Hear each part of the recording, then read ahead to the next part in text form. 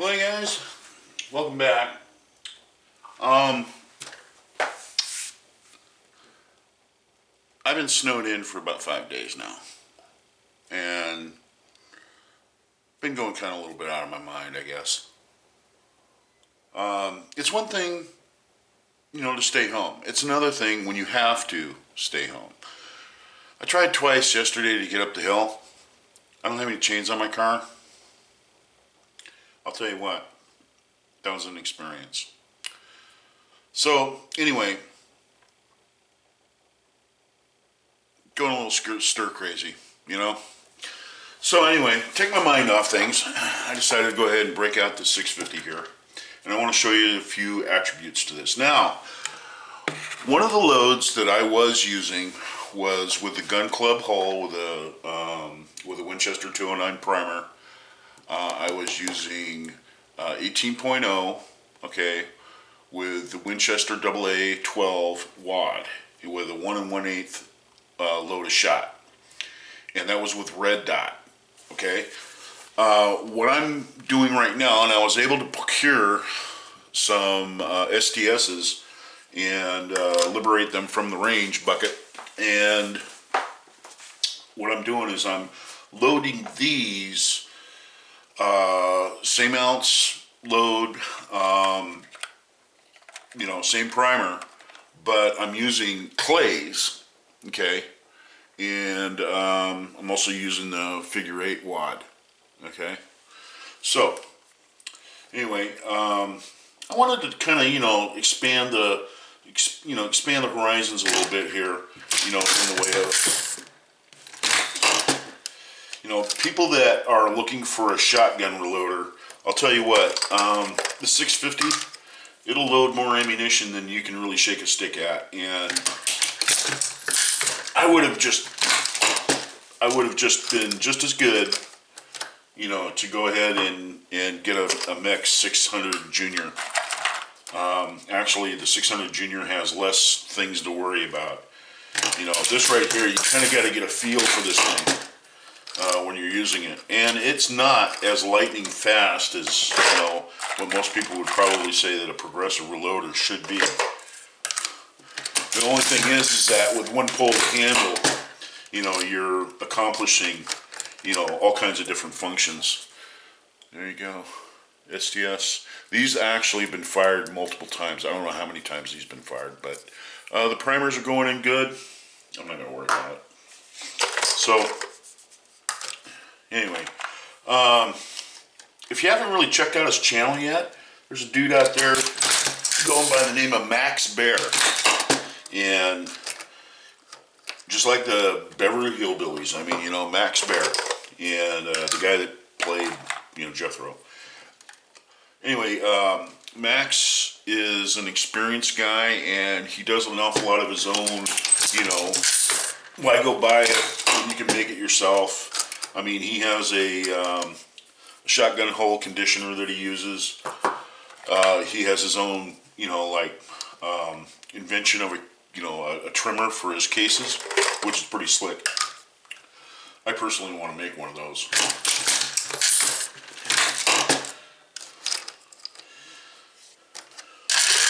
But anyway,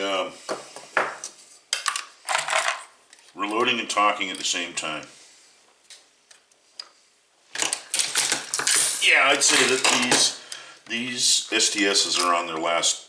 They're on their last leg. This is the last hurrah for these. I went ahead and I used my conditioner, that I got from Ballistic Products. And basically it just heats up this area here, and then what you do is you stick it on a form.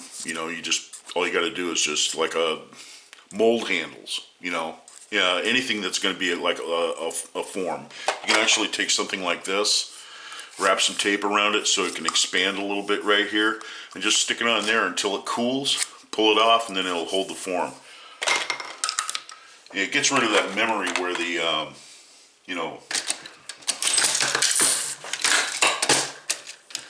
gets rid of that memory where the folds in the crimp were. Anyway, like I said, I want to try clays because Clay's has a little less snappiness to it than Red Dot. Red Dot can be an awfully snappy little powder. Let me check that. I felt that one hang up a little bit. That's fine. And that has to do with recoil too. You know, I mean, I'd rather have something push rather than, you know, hit me, you know, with a sharp, you know, bam. That's the way that Red Dot is coming across. So anyway, I'm thinking about trying this just plain old Clays and see how that works out. I've been enjoying, you know, doing the shot cutting thing. Now I haven't went full out, you know, and decided to go ahead and sign up for league or anything like that. I'll tell you what, if you're a league shooter and you go to an awful lot of competitions and stuff and you're consuming upwards of maybe 400 rounds a week, I would probably buy the 650. But if you're like me and you're just going out and you're shooting, you know, maybe twice a week, a couple of rounds of trap, the 600 just fine. The 600 is just fine. And they're good machines. This right here, you kind of got to watch what the heck is going on. And I also have a little height problem with my primer thing, and I guess that's pretty common, you know.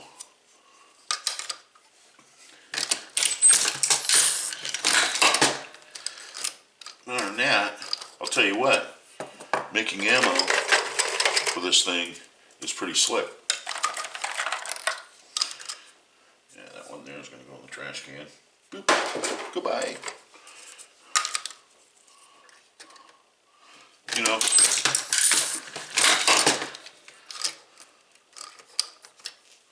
another thing too that really helps out too is a shot maker. I'll tell you what, guys, if you can afford to do it, or if you got the ingenuity to do it, you can get some ideas from the internet, from our from our East European friends over there.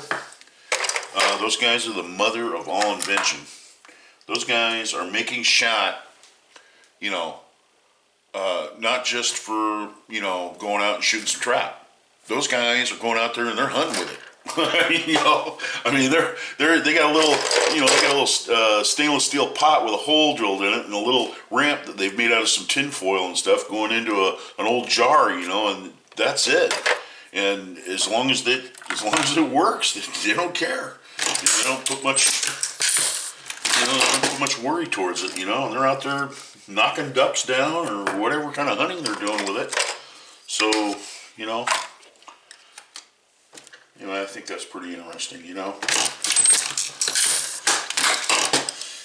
I'm beginning to really find out that now that the wall has come down, you know, the Iron Curtain, you're seeing an awful lot of things from Eastern Europe that you never really thought of before. Now, granted, they were communists, and I understand that. I am not a communist sympathizer. You know, we have our way of government here. However, those people have been in the dark ages. You know, they ended up having to make all their stuff. You know, firearms ownership over there is not like it is over here at all. You can get a shotgun, but to get a rifle, you better start off young because you're going to be waiting a while. Definitely not something you want to apply for later on in life. You want to kind of, you know, get that out of the way. Let me check that one out. Check that. Yeah, that's fine. Okay. You know, it doesn't pay to, you know, really get in a hurry with this thing. Makes pretty decent ammo though, I'll tell you that. I mean, I can't tell that, you know, from any of the store-bought stuff. You know, saves you money in the long run. Heck, the holes, you know, they're free. These ones are.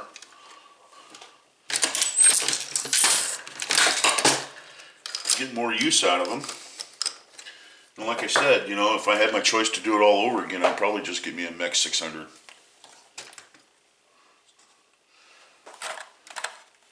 600 Junior. They're a good rig.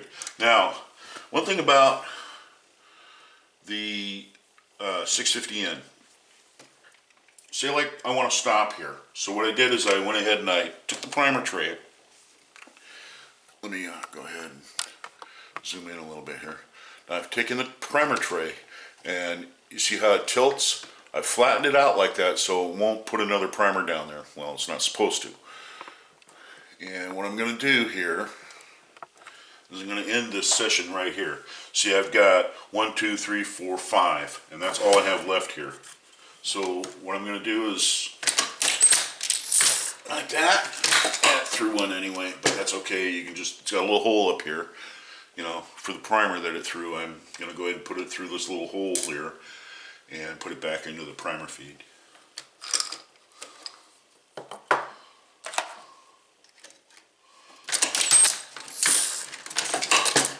And now you see how it caught the powder bar, so it won't throw powder now. It won't throw shot. There's your shot right there for the last round.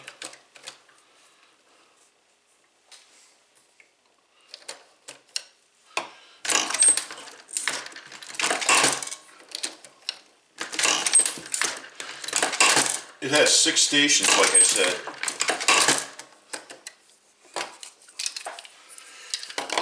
It has a pre-crimp. Then it has a folding crimp right here, and then it has a final crimp. And the final crimp puts a small taper on the edge of the case and also makes sure that all the pedals are flat. But, you know, I mean, they're all good, dude. You know, these will be good shooters. Didn't cost me anything. I wanted to go ahead and say another thing here, too. Watch who you're buying your once fired hulls from.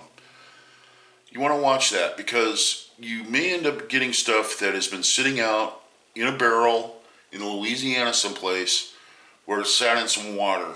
And my gun clubs, the rim on the bottom, the little metal piece that they mold on the bottom, those have become tarnished. Now, it doesn't mean that, you know, they're bad or anything like that. I'll get just as much use out of them. But the thing is, though, they were tarnished because, you know, they've been sitting in some water. Now, those are all once fired hulls. I did, by the way, end up getting some STSs. And these are once fired hulls. I'll tell you what, these are like brand new. You know, they've only been fired once. You know, I got these over the internet. I bought 1,100 of them. But those ones are like new. These ones here, these are just my test loads. You know, these are ones that if they split while I'm out there at the range, I don't care, I throw them away. You know, that's it. And once they're done, they're done. Also, another thing too, it's kind of an experiment for the figure 8 wad. I have been using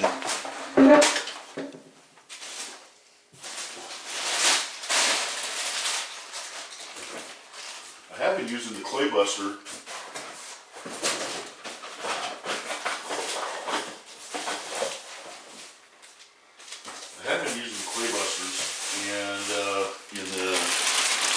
These ones here. I have been using those with success too. I like them. They work really good. And I've also been using the Windjammer clay buster, and those work equally as well. So anyway, I wanted to go ahead and show you some operations of the 650. See how, you know, see if it's something that you want or something that you need. This actually is a little more than what I need. I could get by on a 600 really easy. And then, you know, one thing about the 600 too, as you go through the steps of making the shell, you're getting more inspection, so more hands-on. So if you don't mind going a little slower with the 600, I think you're actually going to work out that your ammunition quality is going to be a little bit better, because, you know, you're going to have the time to really look or feel on the case whether or not you've got any splits or any abnormalities or anything like that.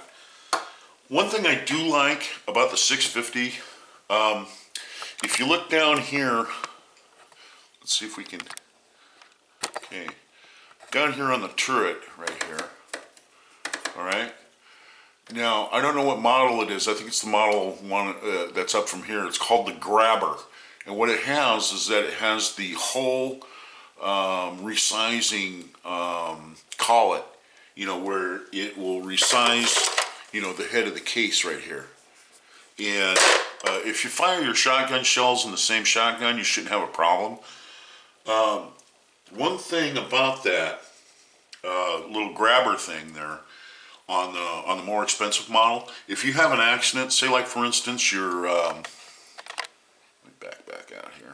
If you have an accident, say like for instance you threw shot and there wasn't a case here, or you threw powder and there wasn't a case here, that stuff it goes all over everything in here, okay? And the grabber, that collet, it'll get down inside there, the shot will and everything like that, and you got to take it all apart, and you got to clean it, and then you got to lubricate it, and you got to reassemble it, and you know you're looking at probably a good 20 minutes worth of screwing around with that thing to get it back online. So I didn't want that feature on the machine that I have. I have a separate supersizer that I bought off the internet. I got a good deal on it.